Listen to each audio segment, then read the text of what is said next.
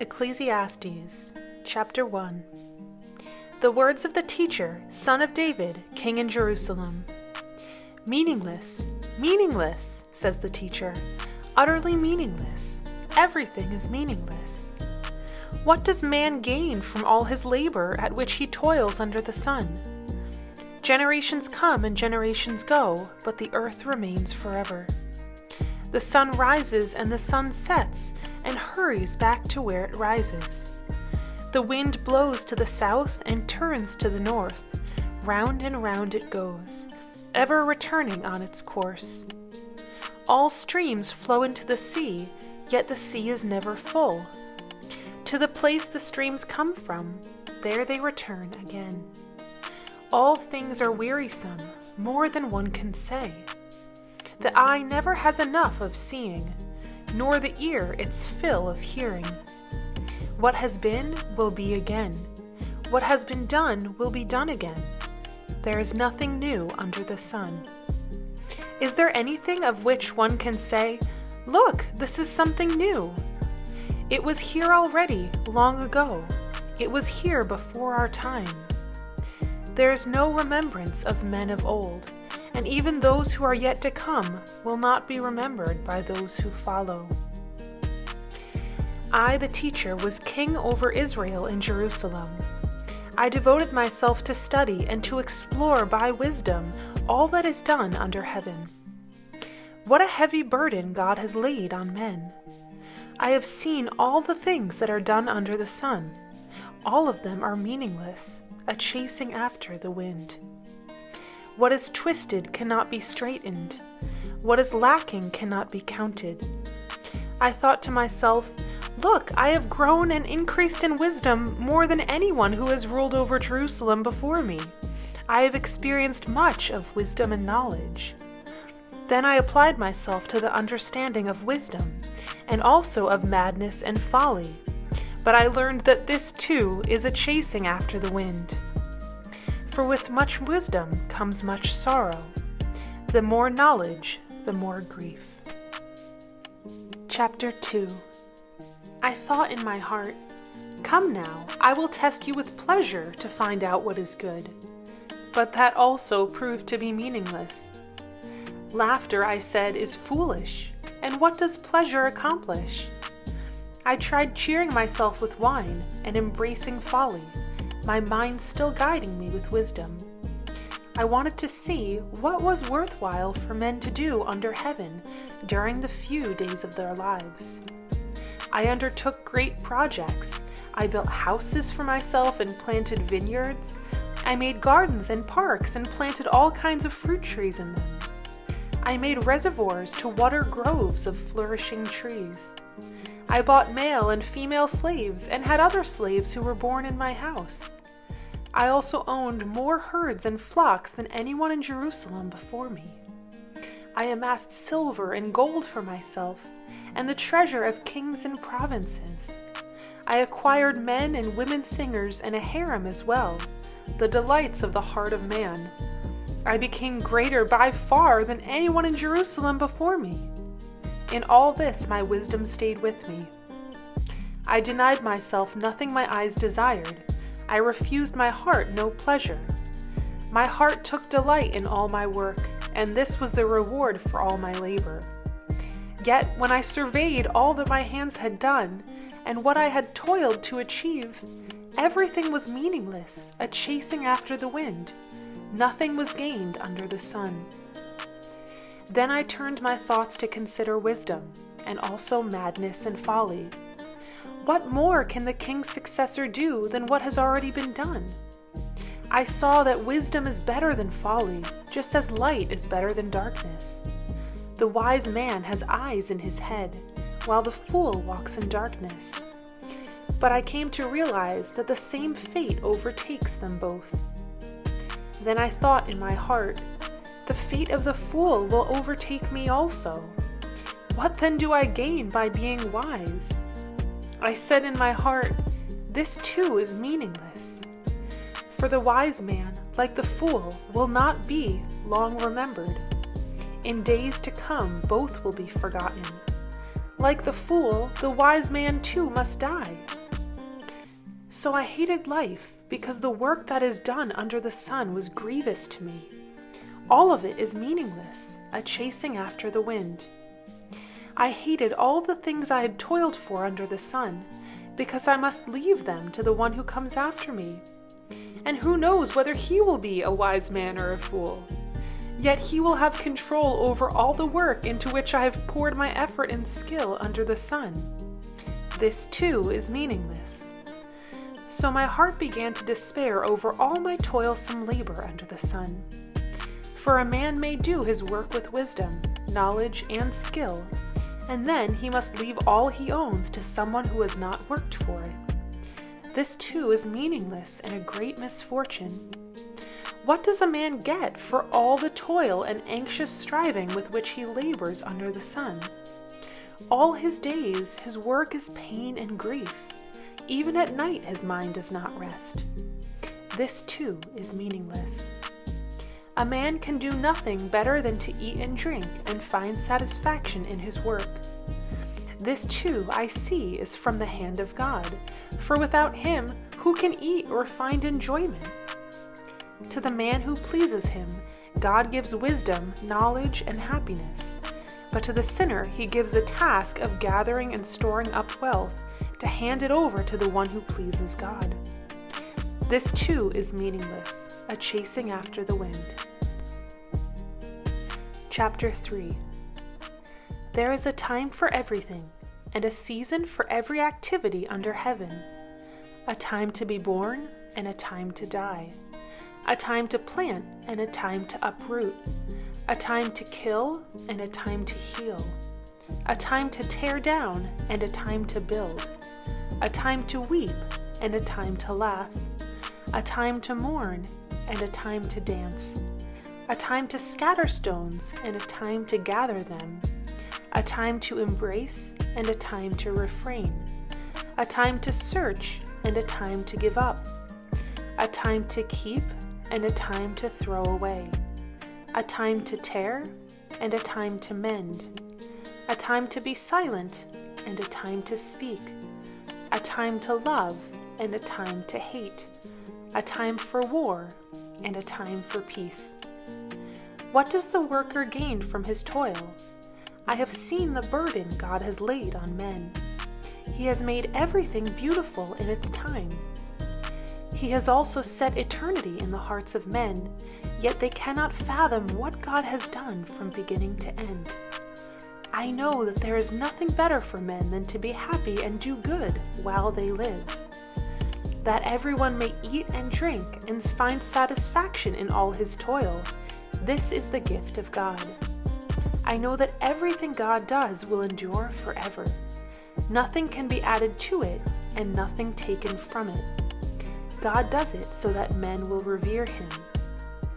Whatever is has already been, and what will be has been before, and God will call the past to account. And I saw something else under the sun. In the place of judgment, wickedness was there. In the place of justice, wickedness was there. I thought in my heart, God will bring to judgment both the righteous and the wicked, for there will be a time for every activity, a time for every deed. I also thought, as for men, God tests them so that they may see that they are like the animals. Man's fate is like that of the animals. The same fate awaits them both. As one dies, so dies the other. All have the same breath. Man has no advantage over the animal. Everything is meaningless. All go to the same place. All come from dust, and to dust all return. Who knows if the spirit of man rises upward, and if the spirit of the animal goes down into the earth? So I saw that there is nothing better for a man than to enjoy his work, because that is his lot. For who can bring him to see what will happen after him? Chapter 4. Again I looked and saw all the oppression that was taking place under the sun. I saw the tears of the oppressed, and they have no comforter. Power was on the side of their oppressors, and they have no comforter. And I declared that the dead, who had already died, are happier than the living, who are still alive. But better than both is he who has not yet been, who has not seen the evil that is done under the sun. And I saw that all labor and all achievement spring from man's envy of his neighbor. This too is meaningless, a chasing after the wind. The fool folds his hands and ruins himself. Better one handful with tranquility than 2 handfuls with toil and chasing after the wind. Again I saw something meaningless under the sun. There was a man all alone. He had neither son nor brother. There was no end to his toil, yet his eyes were not content with his wealth. For whom am I toiling, he asked, and why am I depriving myself of enjoyment? This too is meaningless, a miserable business. 2 are better than 1, because they have a good return for their work. If one falls down, his friend can help him up. But pity the man who falls and has no one to help him up. Also, if 2 lie down together, they will keep warm. But how can one keep warm alone? Though one may be overpowered, 2 can defend themselves. A cord of 3 strands is not quickly broken. Better a poor but wise youth than an old but foolish king who no longer knows how to take warning. The youth may have come from prison to the kingship, or he may have been born in poverty within his kingdom. I saw that all who lived and walked under the sun followed the youth, the king's successor. There was no end to all the people who were before them, but those who came later were not pleased with the successor. This too is meaningless, a chasing after the wind. Chapter 5. Guard your steps when you go to the house of God. Go near to listen rather than to offer the sacrifice of fools who do not know that they do wrong. Do not be quick with your mouth. Do not be hasty in your heart to utter anything before God. God is in heaven and you are on earth, so let your words be few. As a dream comes when there are many cares, so the speech of a fool when there are many words.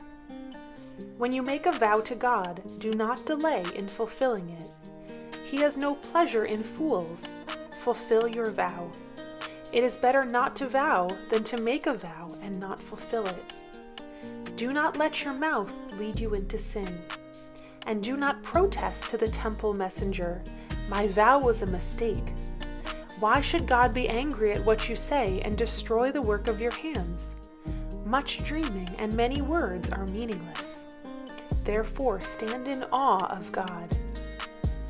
If you see the poor oppressed in a district and justice and rights denied, do not be surprised at such things, for one official is eyed by a higher one, and over them both are others higher still.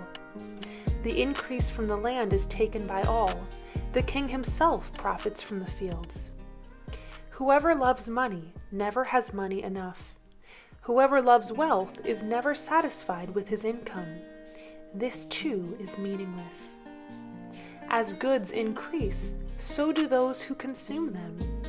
And what benefit are they to the owner except to feast his eyes on them? The sleep of a laborer is sweet, whether he eats little or much, but the abundance of a rich man permits him no sleep. I have seen a grievous evil under the sun, wealth hoarded to the harm of its owner, or wealth lost through some misfortune, so that when he has a son, there is nothing left for him. Naked a man comes from his mother's womb, and as he comes, so he departs. He takes nothing from his labor that he can carry in his hand. This too is a grievous evil. As man comes, so he departs, and what does he gain, since he toils for the wind? All his days he eats in darkness, with great frustration, affliction, and anger. Then I realize that it is good and proper for a man to eat and drink, and to find satisfaction in his toilsome labor under the sun during the few days of life God has given him, for this is his lot.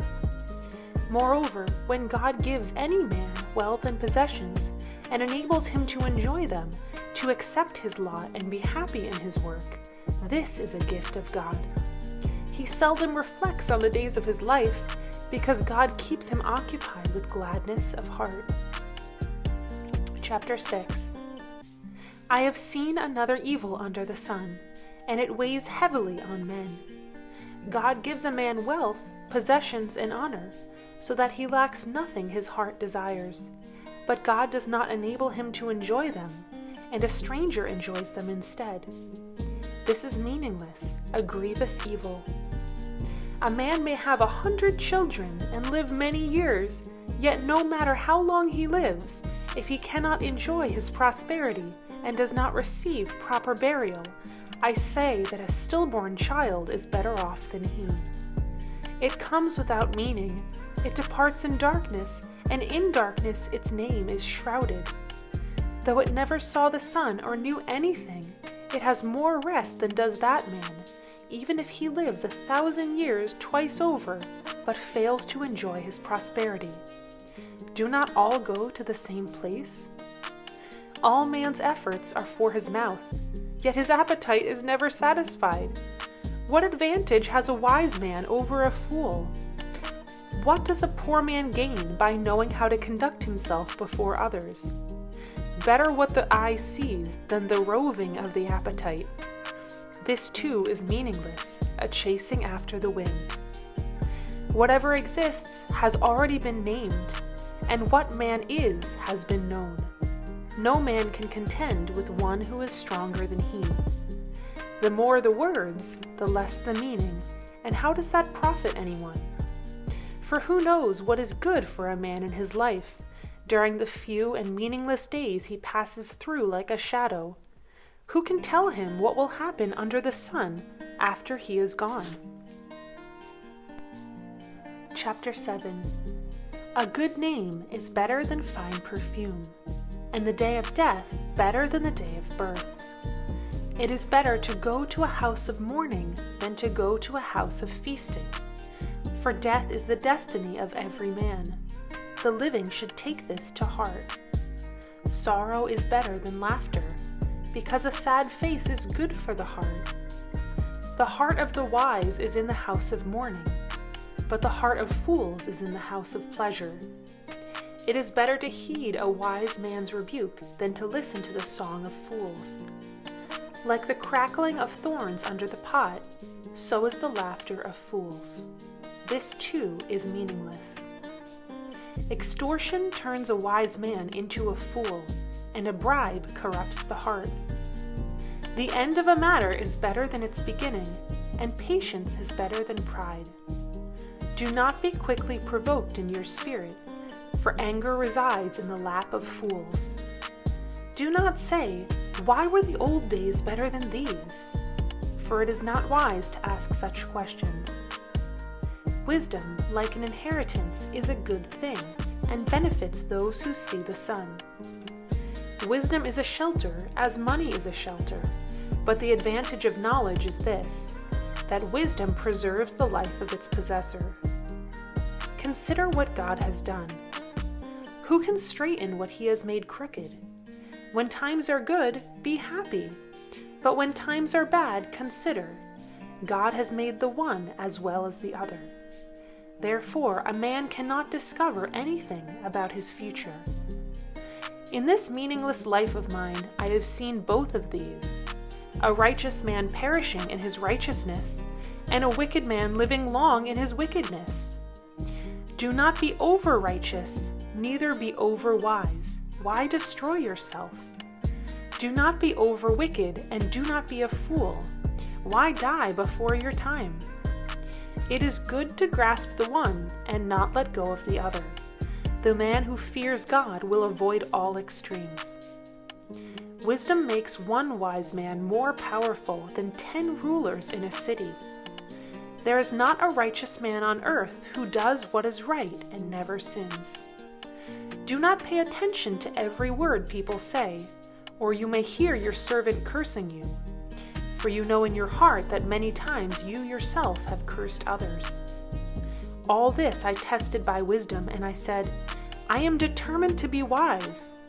But this was beyond me. Whatever wisdom may be, it is far off and most profound. Who can discover it? So I turned my mind to understand, to investigate and to search out wisdom and the scheme of things, and to understand the stupidity of wickedness and the madness of folly. I find more bitter than death the woman who is a snare, whose heart is a trap and whose hands are chains. The man who pleases God will escape her, but the sinner she will ensnare. Look, says the teacher, this is what I have discovered, adding one thing to another to discover the scheme of things. While I was still searching but not finding, I found one upright man among 1,000, but not one upright woman among them all. This only have I found: God made mankind upright, but men have gone in search of many schemes. Chapter 8. Who is like the wise man? Who knows the explanation of things? Wisdom brightens a man's face and changes its hard appearance. Obey the king's command, I say, because you took an oath before God. Do not be in a hurry to leave the king's presence. Do not stand up for a bad cause, for he will do whatever he pleases. Since a king's word is supreme, who can say to him, "What are you doing?" Whoever obeys his command will come to no harm, and the wise heart will know the proper time and procedure. For there is a proper time and procedure for every matter, though a man's misery weighs heavily upon him. Since no man knows the future, who can tell him what is to come? No man has power over the wind to contain it, so no one has power over the day of his death. As no one is discharged in time of war, so wickedness will not release those who practice it. All this I saw as I applied my mind to everything done under the sun. There is a time when a man lords it over others to his own hurt. Then, too, I saw the wicked buried, those who used to come and go from the holy place and receive praise in the city where they did this. This, too, is meaningless. When the sentence for a crime is not quickly carried out, the hearts of the people are filled with schemes to do wrong. Although a wicked man commits 100 crimes and still lives a long life, I know that it will go better with God-fearing men, who are reverent before God. Yet because the wicked do not fear God, it will not go well with them, and their days will not lengthen like a shadow. There is something else meaningless that occurs on earth. Righteous men who get what the wicked deserve, and wicked men who get what the righteous deserve. This too, I say, is meaningless. So I commend the enjoyment of life, because nothing is better for a man under the sun than to eat and drink and be glad. Then joy will accompany him in his work all the days of the life God has given him under the sun.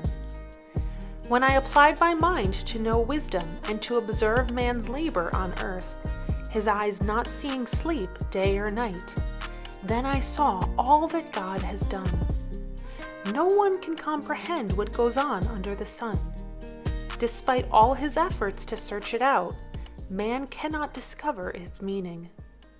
Even if a wise man claims he knows, he cannot really comprehend it. Chapter 9. So I reflected on all this and concluded that the righteous and the wise and what they do are in God's hands, but no man knows whether love or hate awaits him. All share a common destiny, the righteous and the wicked, the good and the bad, the clean and the unclean, those who offer sacrifices and those who do not. As it is with the good man, so with the sinner. As it is with those who take oaths, so with those who are afraid to take them. This is the evil in everything that happens under the sun. The same destiny overtakes all. The hearts of men, moreover, are full of evil, and there is madness in their hearts while they live, and afterward they join the dead. Anyone who is among the living has hope, Even a live dog is better off than a dead lion. For the living know that they will die, but the dead know nothing. They have no further reward, and even the memory of them is forgotten. Their love, their hate, and their jealousy have long since vanished.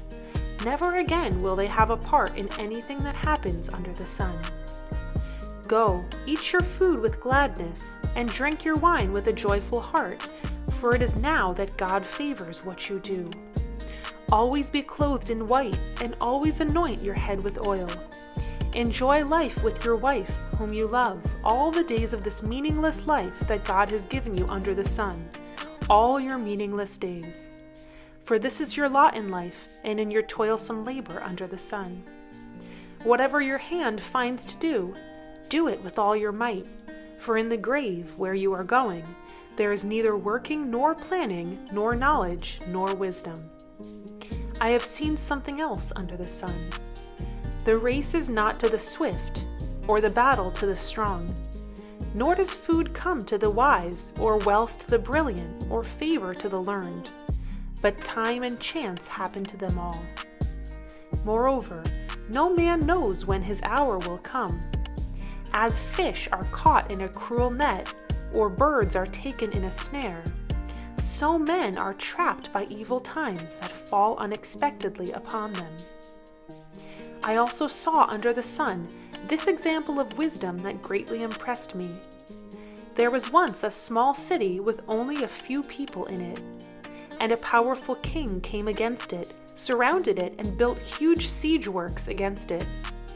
Now there lived in that city a man, poor but wise, and he saved the city by his wisdom. But nobody remembered that poor man. So I said, wisdom is better than strength. But the poor man's wisdom is despised, and his words are no longer heeded. The quiet words of the wise are more to be heeded than the shouts of a ruler of fools. Wisdom is better than weapons of war, but one sinner destroys much good. Chapter 10. As dead flies give perfume a bad smell, so a little folly outweighs wisdom and honor. The heart of the wise inclines to the right, but the heart of the fool to the left. Even as he walks along the road, the fool lacks sense, and shows everyone how stupid he is. If a ruler's anger rises against you, do not leave your post. Calmness can lay great errors to rest. There is an evil I have seen under the sun, the sort of error that arises from a ruler.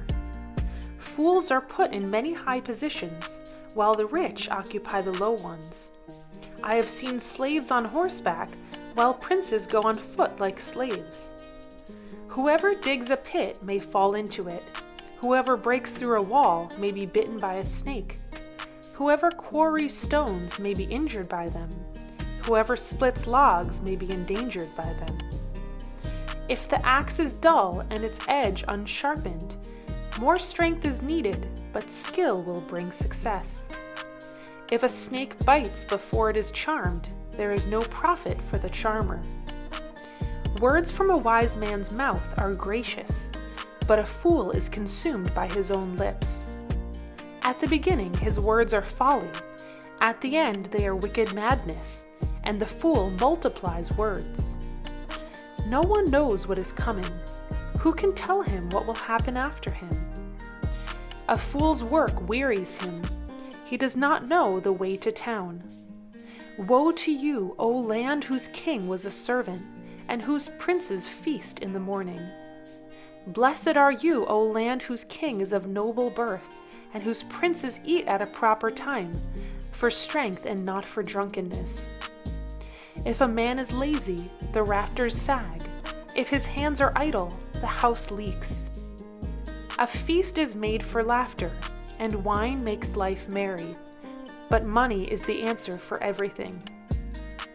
Do not revile the king even in your thoughts, or curse the rich in your bedroom, because a bird of the air may carry your words, and a bird on the wing may report what you say. Chapter 11. Cast your bread upon the waters, for after many days you will find it again. Give portions to 7, yes to 8, for you do not know what disaster may come upon the land. If clouds are full of water, they pour rain upon the earth. Whether a tree falls to the south or to the north, in the place where it falls, there will it lie. Whoever watches the wind will not plant. Whoever looks at the clouds will not reap. As you do not know the path of the wind, or how the body is formed in a mother's womb, so you cannot understand the work of God, the maker of all things. Sow your seed in the morning, and at evening let not your hands be idle, for you do not know which will succeed, whether this or that, or whether both will do equally well. Light is sweet, and it pleases the eyes to see the sun. However many years a man may live, let him enjoy them all. But let him remember the days of darkness, for they will be many. Everything to come is meaningless. Be happy, young man, while you are young, and let your heart give you joy in the days of your youth. Follow the ways of your heart, and whatever your eyes see, but know that for all these things God will bring you to judgment. So then, banish anxiety from your heart, and cast off the troubles of your body, for youth and vigor are meaningless. Chapter 12. Remember your Creator in the days of your youth, before the days of trouble come, and the years approach when you will say, I find no pleasure in them. Before the sun and the light, and the moon and the stars grow dark, and the clouds return after the rain, when the keepers of the house tremble, and the strong men stoop, when the grinders cease because they are few, and those looking through the windows grow dim, when the doors to the street are closed, and the sound of grinding fades, when men rise up at the sound of birds, but all their songs grow faint, when men are afraid of heights and of dangers in the streets, when the almond tree blossoms and the grasshopper drags himself along, and desire no longer is stirred. Then man goes to his eternal home, and mourners go about the streets. Remember him before the silver cord is severed, or the golden bowl is broken, before the pitcher is shattered at the spring, or the wheel broken at the well, and the dust returns to the ground it came from, and the spirit returns to God who gave it. Meaningless, meaningless, says the teacher. Everything is meaningless. Not only was the teacher wise, but also he imparted knowledge to the people. He pondered and searched out and set in order many proverbs. The teacher searched to find just the right words, and what he wrote was upright and true. The words of the wise are like goads, their collected sayings like firmly embedded nails, given by one shepherd. Be warned, my son, of anything in addition to them. Of making many books there is no end, and much study wearies the body. Now all has been heard. Here is the conclusion of the matter. Fear God and keep his commandments, for this is the whole duty of man.